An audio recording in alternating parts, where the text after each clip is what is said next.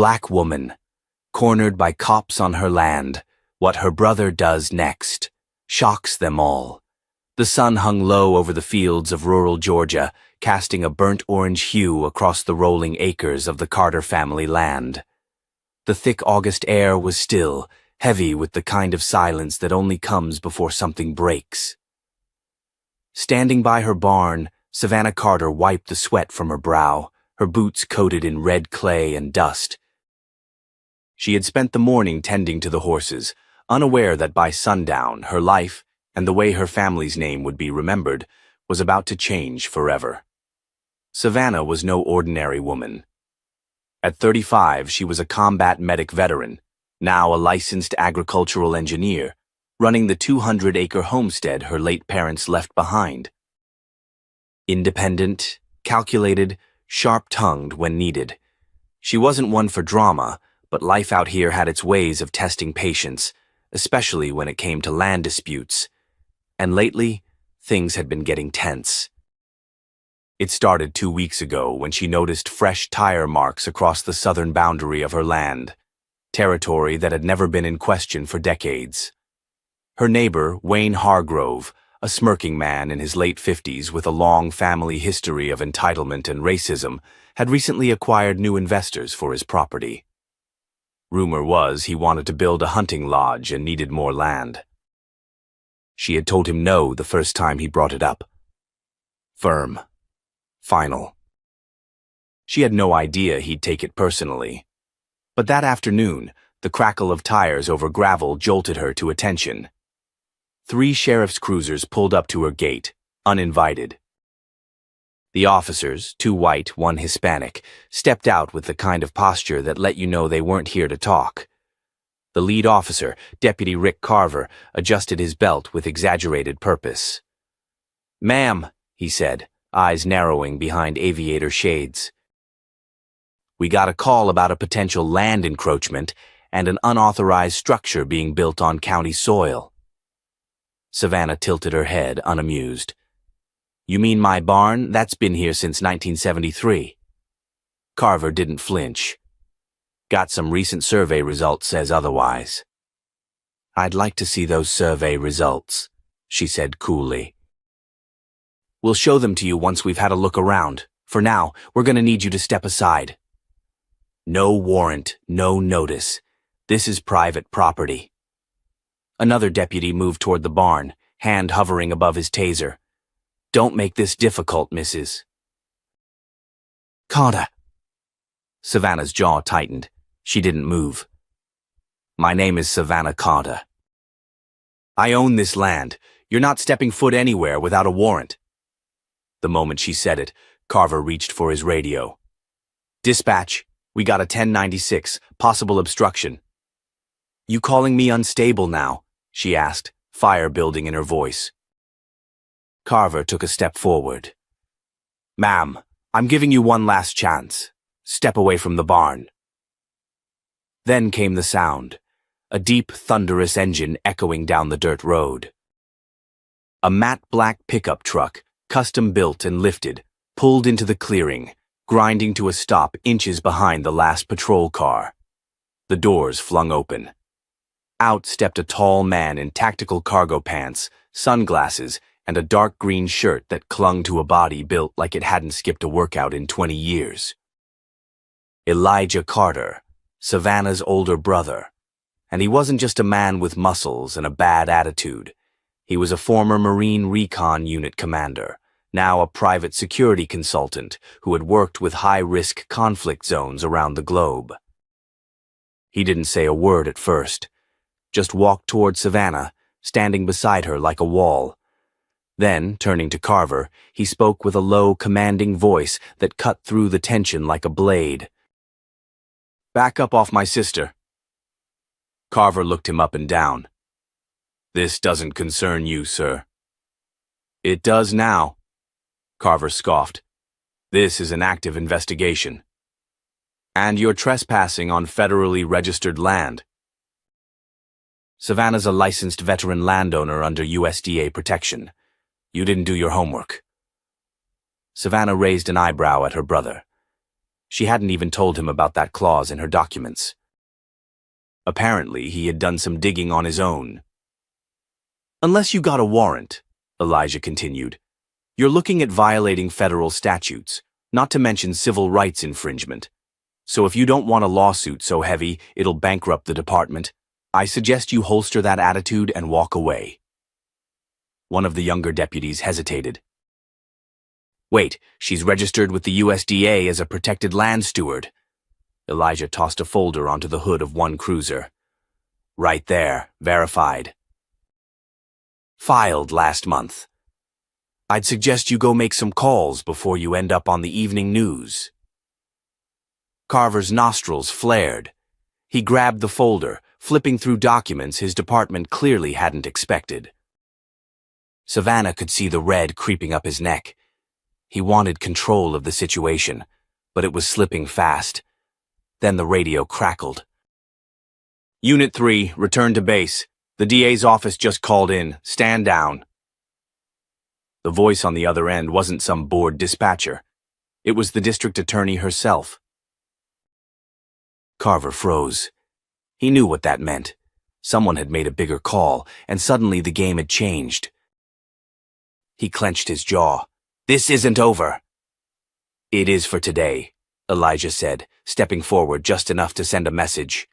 You mess with Savannah again, I won't just be showing up. I'll be suing, filming, and tearing your badge apart in federal court. Carver muttered under his breath, turned and motioned his deputies back into their cars.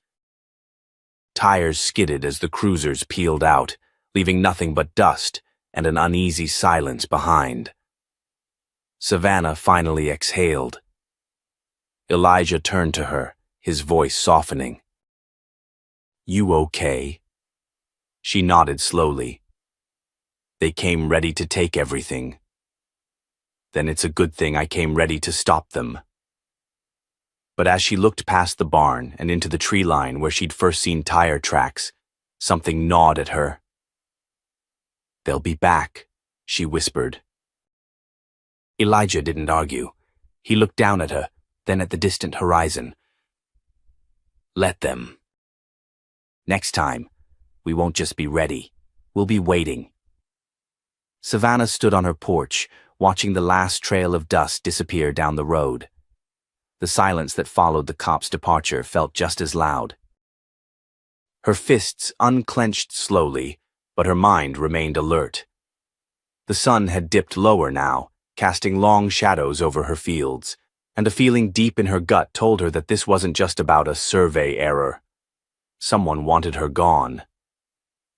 Inside the house, Elijah poured himself a glass of water and stood near the window, scanning the tree line. He had always been the protective older brother, but this was different. He didn't just show up for a visit. He had come ready for war. Savannah sat down at the table, rubbing her temples. You didn't just happen to be driving through, did you? Elijah looked over his shoulder. No. I got a call from someone in the county recorder's office. Said Hargrove tried to submit a land transfer form, with your signature on it. Savannah snapped up. What, that's forgery? I know. That's why I drove down here. I wanted to catch it before it got buried. Her stomach turned. Why would he think he could get away with that? Because he's used to people like you not fighting back. They both sat in silence, the weight of it settling in the room. Savannah knew Wayne Hargrove was old money, but she hadn't realized he was capable of this level of underhanded maneuvering. Elijah pulled out his phone and opened an encrypted file. I also found out something else. Hargrove's working with a real estate developer, Shaw Line Group out of Atlanta. They've been buying up land around here under shell companies. You're one of the last holdouts. And let me guess, they sent the cops today to scare me into signing. Not just scare, Elijah said quietly. Force you, if I hadn't shown up. Savannah swallowed hard. So what do we do? Elijah leaned in, voice low. We fight smarter. First, we tighten your legal protections. I've already contacted an attorney I trust in Atlanta. Second, we start documenting everything. Dash cams, body cams, drones, you name it. Savannah nodded slowly, the fire returning to her eyes. Then let's make it ugly for them. Later that night, she couldn't sleep. She stepped outside and sat on the porch steps with a notebook in her lap. She wasn't just going to defend her land. She wanted to understand what she was up against. She flipped through public land records, zoning maps, and permits, and that's when something jumped out at her. A new road permit filed under the county's name, cutting directly through the northeast corner of her property, land she had never agreed to sell. She rushed back inside, waving the paper at Elijah. This isn't a mistake. This is coordinated. They've already approved infrastructure before the sale went through. They were that sure I'd be out. Elijah took the paper, reading it carefully. Someone at the county office is helping them. No way this passed without inside support. Then another twist. Savannah's phone buzzed with a blocked call. Don't answer that, Elijah warned. But she already had. Hello. A low, distorted voice spoke. You should have taken the deal, Miss Carter. Some land just ain't worth dying for. The call ended. Elijah was already tracing the signal through a secure app. Call came through a spoofed number routed overseas. Savannah stared at the screen. They're threatening me now. Which means you're hitting a nerve, Elijah said grimly. The next morning, she drove into town, head held high. People stared, some nodded in silent support. Others looked away. Word had spread fast. At the hardware store, Mrs. Laney handed Savannah her receipt with trembling hands. Be careful, honey, she whispered. They don't like being challenged. On her way out, she saw Sheriff Wilburn, Rick Carver's boss, standing outside a diner, laughing with Wayne Hargrove like they were old pals. Savannah clenched her jaw and kept walking, but the fire inside her burned hotter. Later that day, Elijah returned from a meeting with his attorney friend. Get this, he said. Shawline Group has a court date filed in advance. They're trying to sue for eminent domain, claiming your land's needed for public development. But it's a private resort plan. They're falsifying documents to look like it's county-backed. Savannah felt the world tilt beneath her. This is bigger than a land grab. This is corruption. Elijah looked at her, proud but cautious. And they messed with the wrong woman. Savannah stood there, in the middle of her kitchen, holding documents that proved a coordinated effort to rob her of what generations before her had built. She wasn't going to let it happen. But she also knew now it wasn't just about lawyers and cameras. She was going to have to dig deeper, make noise, rally allies, and prepare for the moment they came again. This time she wouldn't just be cornered. She'd be ready. Savannah stood by her kitchen window the next morning, sipping coffee, watching as early fog curled across her fields. There was something sacred about this land. Her grandfather had built the barn with his own hands. Her mother used to hum while planting roses near the porch. And now, someone wanted to erase all of it, like they had the right. Her phone buzzed. Unknown number. She let it ring this time. Elijah walked in, catching the look on her face. Still harassing you. They stopped hiding, she said, sliding her phone across the table. Now they just want me to feel watched. Let them watch, he said calmly. But we watch back.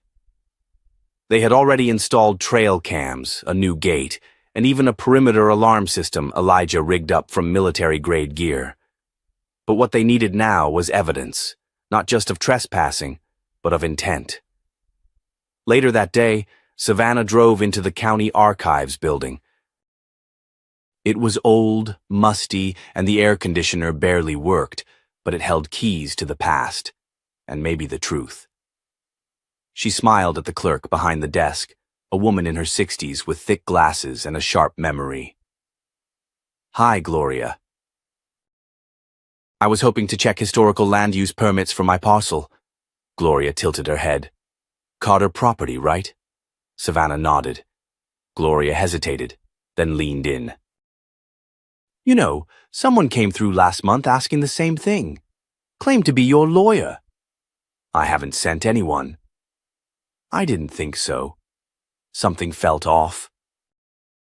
He was too interested in gaps between deeds.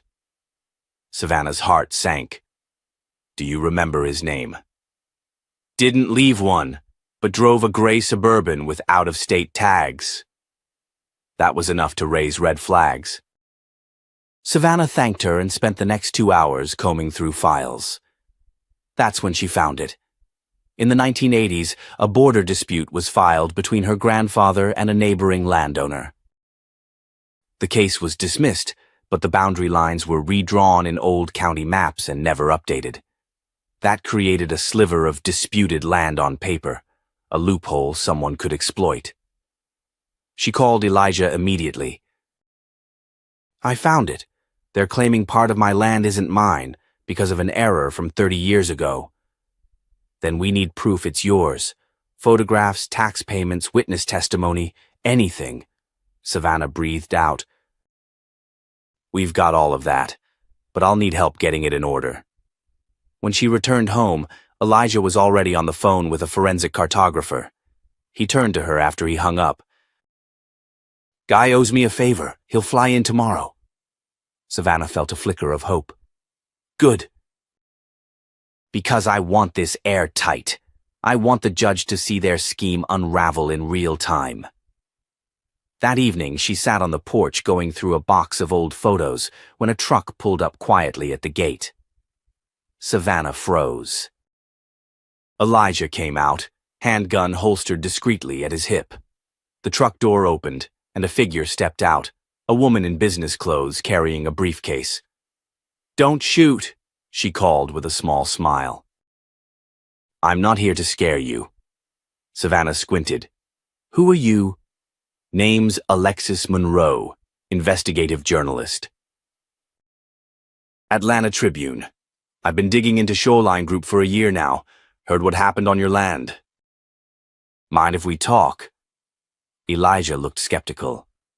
How'd you find us? I have sources, and when cops show up on a black woman's land with no warrant and no answers, I pay attention. Savannah opened the gate. Inside, Alexis pulled out a file full of reports. Charlene's involved in at least 3 other shady land acquisitions. 2 resulted in lawsuits. One's still ongoing, but no one's gotten close to proof. Until now, Savannah said quietly. I want to help, Alexis said. But I'll need exclusive access, interviews, documentation. In return, I can give your story national attention, make it too big for them to ignore. Elijah raised an eyebrow. You could also make Savannah a target. I already am, Savannah said, then looked Alexis in the eye. But if you're willing to stand with us, we'll give you everything. They shook hands. Just before Alexis left, she glanced at Elijah. By the way, I looked into the deputy who showed up. Rick Carver. He's not just a cop. He's also a silent partner in a shell company tied to Charlene. Savannah's eyes widened. You're saying one of the cops involved has a financial stake in stealing my land? Exactly, Alexis said, and that's the kind of story that brings careers down. As the night deepened, Savannah stared at the fire pit outside, flames dancing in silence. They had names. Motives, records, allies. But most of all, they had truth, and tomorrow they'd start using it. The morning air hung heavy with tension. Savannah walked her land slowly, stopping at each old fence post, running her fingers across the worn wood like she was absorbing strength from it. This wasn't just acreage. It was her family's legacy, their story buried in the soil. Inside the house, Elijah sat at the kitchen table with maps spread across the surface. Across from him, Alan Rivera, the forensic cartographer he'd called in, was marking boundaries with a red pen. "These are the current GIS plots," Alan explained. "And this," he pointed to a second layer, "is the corrected overlay based on archival deeds, tax maps, and aerial photos from the last 30 years. Savannah looked closely. "That little triangle they're trying to claim," Alan said, "has had your family's structures, livestock pens, and irrigation lines on it since at least 1984. It's not just usage, it's ownership by all legal standards." Elijah grinned. "So we've got them boxed in." Alan nodded. "I'll prepare a full affidavit, with high-resolution exhibits and a time-stamped chain of evidence. You'll need a real estate attorney to file a motion with the county court." Savannah exhaled. "We'll do it. Today." Before they could make the call, Alexis Monroe walked in holding her phone. "We've got a problem," she said. She turned the screen toward them. A local news station was airing a breaking story. Sheriff's office investigates unlawful structures on private land.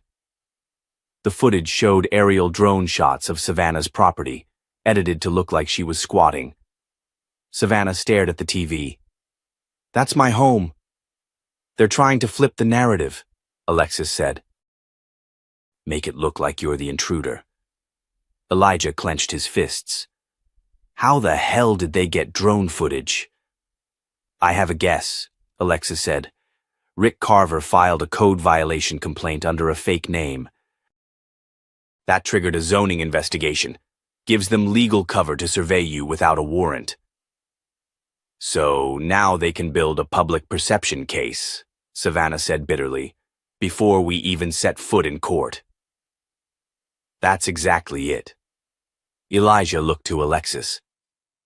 "How fast can you publish your story?" "Tonight. But I want an on-camera interview with Savannah. Real, raw. You willing?" Savannah paused, then nodded. "If they're gonna drag me through the mud, I'll make sure they feel the fire." They filmed in the garden, under a pecan tree her grandfather planted the year she was born. Savannah sat straight, her voice steady but fierce. "My name is Savannah Carter. My family has owned this land for 4 generations. And today, I'm standing up not just for us, but for every person whose voice they try to silence. This isn't just about property, it's about dignity." The interview dropped at 7:03 p.m. By 7:18, it had 30,000 views. By 8 p.m., Stand with Savannah was trending. Comments flooded in. "She's a hero. Do not let them take that land. Where do we donate to her legal fund?" But then came another twist. Savannah's phone rang again. This time it was Mrs. Clara Baines, an elderly woman who lived a few miles down the road. "Savannah, honey, I think you need to see something." 10 minutes later, they were in Clara's living room, watching black and white VHS footage Clara had pulled from her attic. It was a home video from 1991, showing Clara's late husband and Savannah's grandfather working on the east fence line. In the background, Savannah, maybe 5 years old, was chasing chickens. "That fence," Clara whispered, pointing at the screen, "is the one they're trying to say never existed." Alan leaned forward, stunned. If that's authenticated, it's game over for their claim. "We've got to digitize this and add it to the affidavit," Elijah said. Clara smiled warmly. "I may be old, but I know when the truth needs to be seen." Savannah leaned over and hugged her. That night, back at the ranch, they finalized the documents. Alexis made a second video, one showing drone footage manipulation side by side with Clara's vintage clip. She ended it with a line that sent chills. "They wanted a land grab. What they got was a reckoning." As the team shut down for the night, a truck sped past the gate. A bottle shattered against the fence post. Someone yelled, "Get off our land!" Elijah grabbed his rifle and stood silently at the window, scanning the road until the engine faded. "They're scared," he muttered. Savannah walked up behind him. "Good," she said softly, "because they should be." The next morning was quieter than usual. Too quiet. The wind that normally danced through the fields barely stirred the leaves. Savannah could feel it in her bones. Something was coming. Elijah had just finished fixing the barn latch when Alexis's car skidded into the driveway. She jumped out, phone in hand, panic written all over her face. "They've filed an emergency injunction," she said. "Sheriff's deputies are en route. They're claiming your structures pose an imminent safety risk and need to be demolished by the end of the day." Savannah blinked, stunned. "That's not legal. We haven't even had our hearing." "They're bypassing court." They cited a clause used for condemned buildings after hurricanes. Total abuse of statute. Elijah stepped forward, voice low and sharp. "They're trying to erase the evidence before we present it." Alexis nodded. "And with that footage already circulating on TV, they're hoping the public won't question it." Savannah clenched her fists. "Not today. Not ever." She called her attorney, Miles Thurman, a calm but razor-sharp civil rights litigator from Austin. "I'm already drafting the counter motion," he said, "but it won't stop them unless we buy time. You need to slow them down. Legally or otherwise." 20 minutes later, the first sheriff's truck pulled up. 2 uniformed officers stepped out, flanked by a man in a county-issued vest, code enforcement. Behind them, a flatbed carrying a small bulldozer. The lead deputy, a stocky man with a badge that read C. Weller, approached the porch. "Ma'am, we've been ordered to secure the premises and clear any structures in violation." Savannah crossed her arms. "On whose authority?" "The county. Emergency abatement clause." Elijah stood beside her. "This is harassment. That clause applies to hurricane-damaged roofs and collapsed walls, not functioning homes." The code officer shifted uneasily but didn't speak. Savannah didn't flinch. "You step 1 foot past that fence, and I swear you'll answer for it in federal court." Weller smirked. "That so?" Alexis, recording from the porch, zoomed in on Weller's face. "Make sure you smile." "You're live." The deputy paused, then turned slightly toward the code officer. "Proceed." Before the man could move, a loud engine revved behind them. A matte black pickup barreled down the dirt road and skidded to a stop right in front of the fence. A man jumped out. It was Marcus Carter, Savannah's older brother, retired Special Forces. Broad-shouldered, with a cold, commanding stare that made grown men flinch. He walked up slowly, head held high, hands visible. "Officers," he said calmly, "you're trespassing." Weller stepped forward. "Sir, this is county business. Back away." Marcus's voice didn't rise, but it turned razor-sharp. "That's not how this works. I've reviewed the deeds, the GIS, and the emergency code you're twisting to justify this, and let me be very clear. You touch one structure here without a federal injunction, and you'll be violating multiple constitutional rights. That includes illegal seizure and abuse of authority. You'll be dealing with civil suits, media exposure, and possible federal review." Weller laughed. "Who do you think you are?" Marcus pulled out a black wallet and opened it just enough for the gold badge to flash. "I'm a federal agent, DHS, currently on reserve status, but I still carry jurisdiction. And you're about 30 seconds from making a career-ending mistake." Everyone froze. Even the bulldozer operator took his hand off the ignition.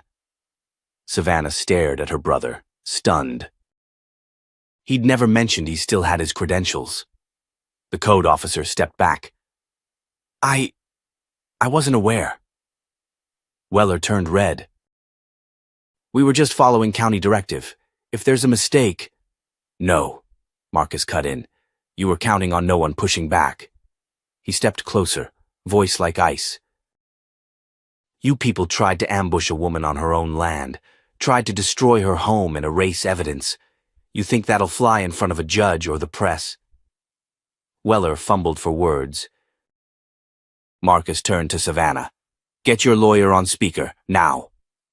She dialed. Miles, you're on with my brother. Marcus briefed him fast, then handed the phone to Weller. After a tense 10-minute call, the code officer spoke first. We'll be halting all actions until proper court review. Weller muttered something and turned to leave. As the trucks backed away, Elijah let out a breath. Savannah looked at Marcus. Why didn't you tell me you were still active? He shrugged. Didn't want to be the big brother always saving the day. She smiled. Too late for that. That night, Alexis published the footage. Marcus's confrontation, the badge, Weller's retreat. It all went viral. Again. But there was one more twist waiting. An anonymous tip landed in Alexis's inbox. A scanned copy of an email exchange between Rick Carver and the sheriff's office. One line stood out in bold. Make sure it looks like a safety issue. We can bulldoze it before the judge sees the file. Savannah stared at the screen. They tried to erase me, she whispered. Marcus leaned forward, eyes narrowing. Now we erase their lies. The morning sun barely lit the kitchen when Savannah's phone started buzzing like a hornet. Dozens of notifications piled in, headlines screaming across her screen. Whistleblower email leaked in land dispute scandal. County sheriff tied to developer scheme. DHS agent exposes illegal land grab. Alexis burst into the kitchen still in her hoodie, clutching her laptop like it was gold. Savannah, it's everywhere. MSNBC just picked up the footage, and I got a call from a producer at Real Justice Live. They want you and Marcus on air tonight. Savannah ran a hand through her curls, still reeling from last night. That tip, whoever sent that email, did you trace it? I tried, Alexis said, opening her laptop. Encrypted and sent from a throwaway IP. But the metadata, it came from inside the county commissioner's office.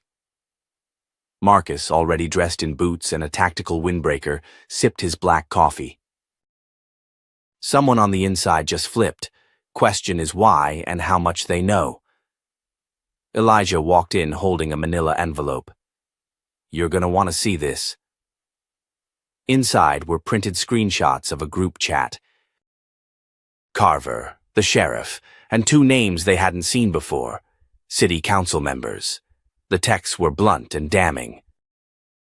We push her out. My firm gets the land. If media gets too loud, play the race card.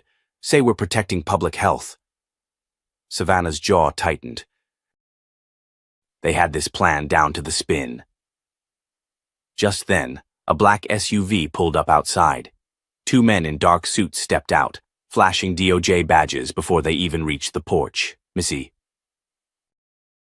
Carter, one of them called. Savannah stepped out cautiously. Yes.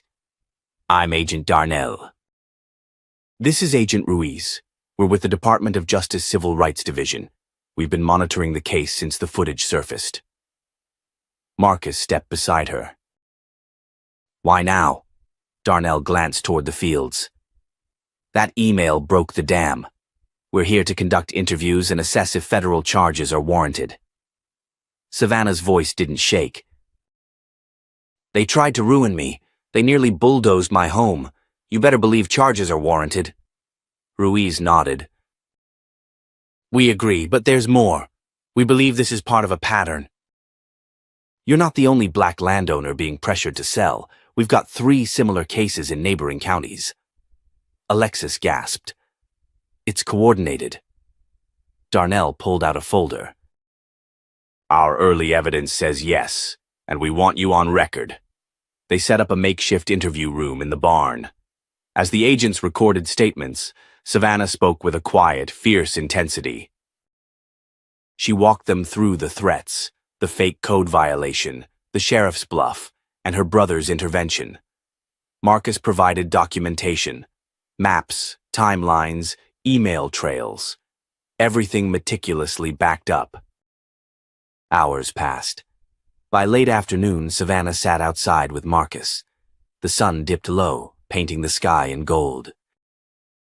You realize, Marcus said, once this goes to court, they'll try to paint you as some angry landowner with a grudge. Savannah looked out over her property. Let them. I've been calm, patient, respectful, and they still came for me. Now they're gonna see what happens when I stop playing nice.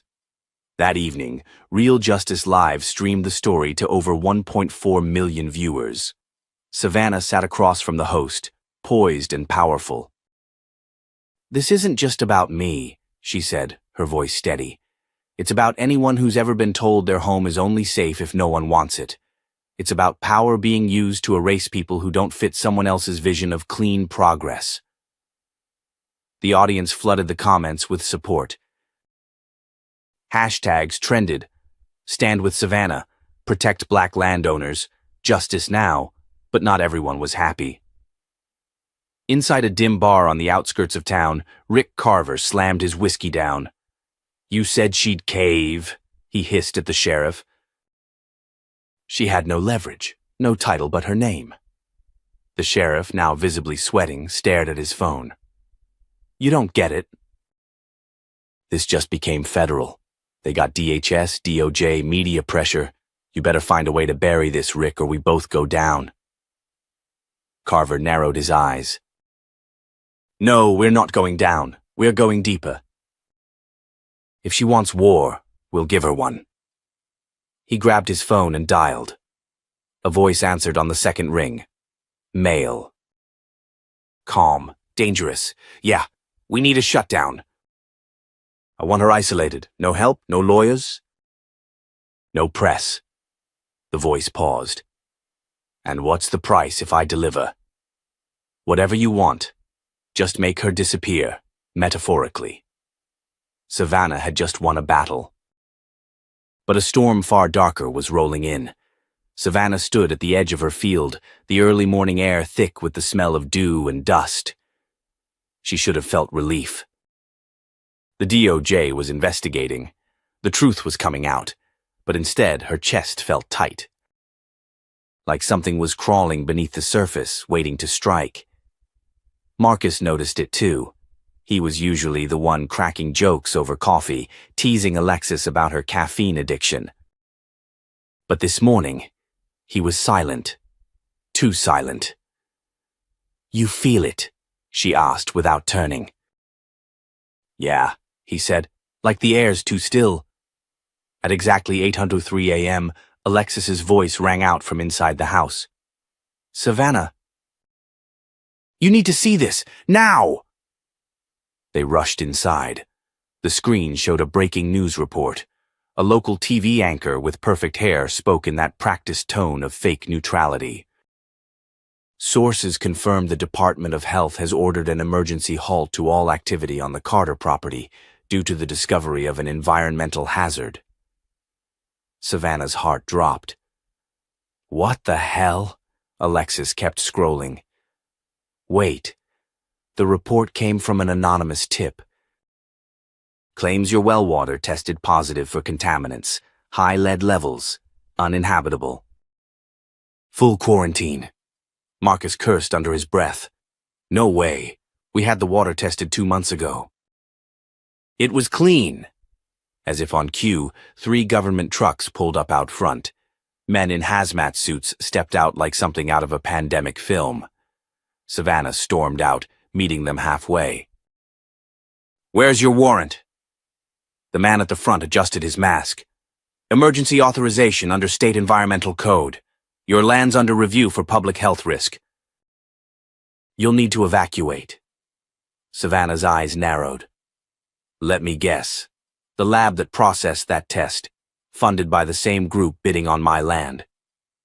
The man didn't flinch. "Ma'am, I'm just following orders." Marcus stepped up beside her. "Then maybe you'll follow this." He held up a printed email, one Alexis had pulled from the data dump last night. It showed correspondence between the sheriff's office and a private environmental consultant. Dated 3 weeks ago, the same consultant who just filed the anonymous tip. "That's a felony," Marcus growled, "coordinating a false environmental report to displace a landowner. You're part of a criminal conspiracy now." The agent hesitated, then lowered his clipboard. "This isn't over," he muttered before signaling his team to back off. Savannah didn't wait. She turned to Marcus and Alexis. "They're not gonna stop. They're just getting smarter, dirtier." "We need a counter-strike," Alexis said. "Something they can't bury." "Then we give them hell," Savannah said. They reached out to an old friend of Marcus's, Noah Jefferson, a civil rights attorney known for blowing up systemic corruption cases. He arrived by nightfall, briefcase in one hand, press credentials in the other. "You've stirred a hornet's nest," Noah said, after Savannah laid out the events. She crossed her arms. "They came for my land, my name. My life. I'm not backing down." Noah nodded. "Good.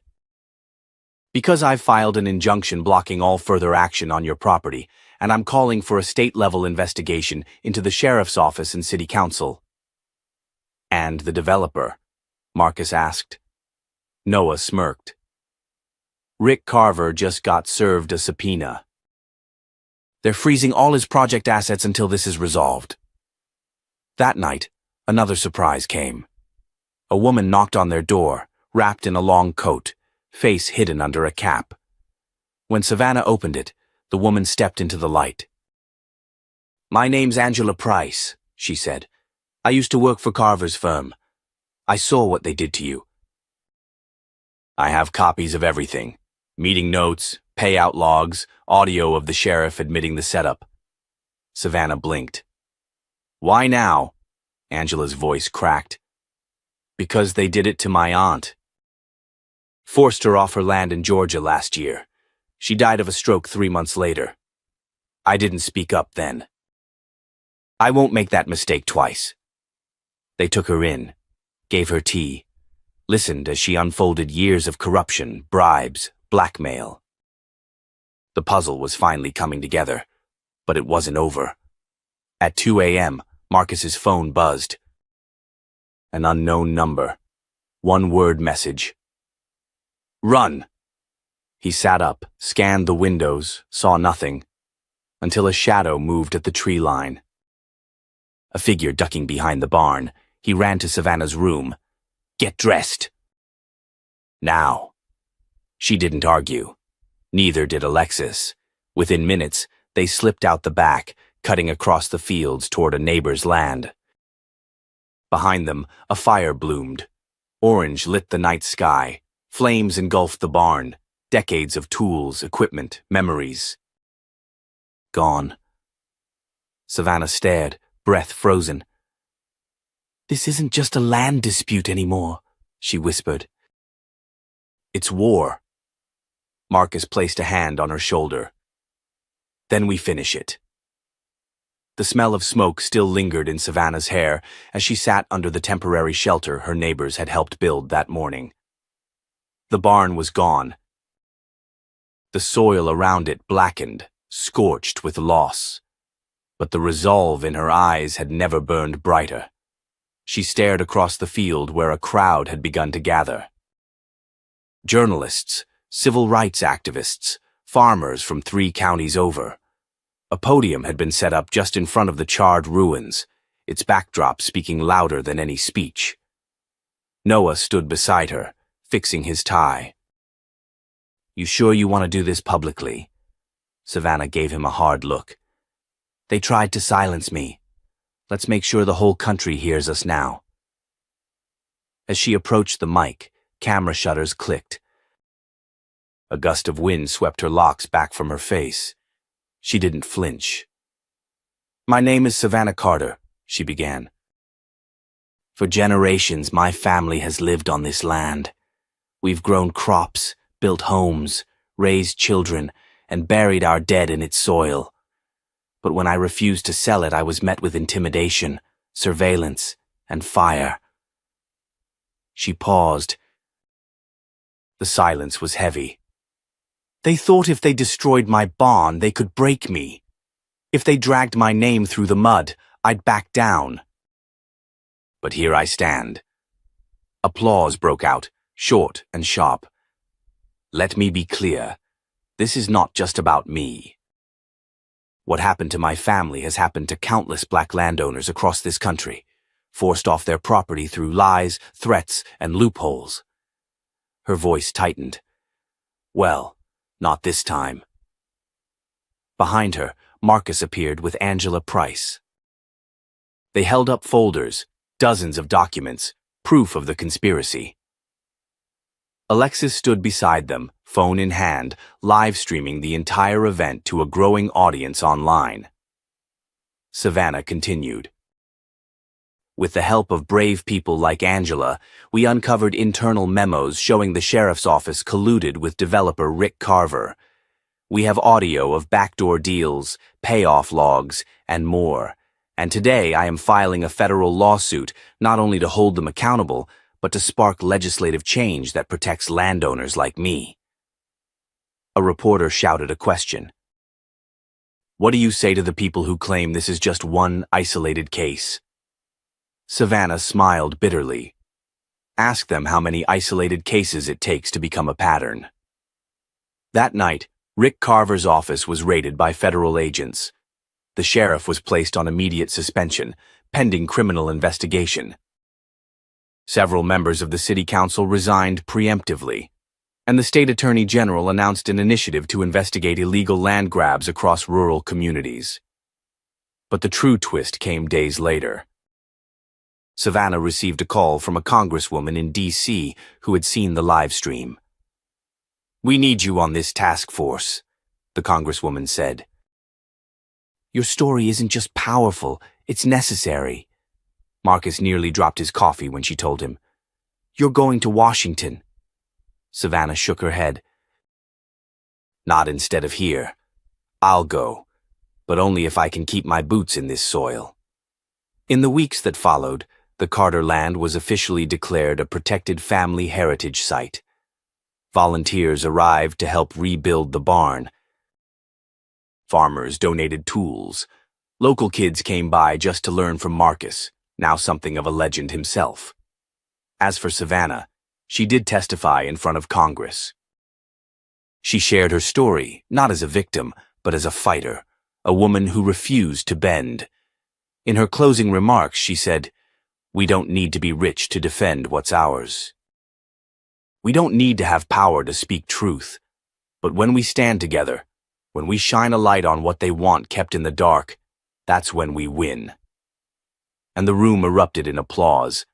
This story isn't just Savannah's. It's a reminder that justice only survives when people demand it. That land, identity, and dignity aren't just things you inherit. They're things you fight to protect. If this story moved you, don't just scroll past it. Share it. Talk about it. Support creators who bring stories like these to light.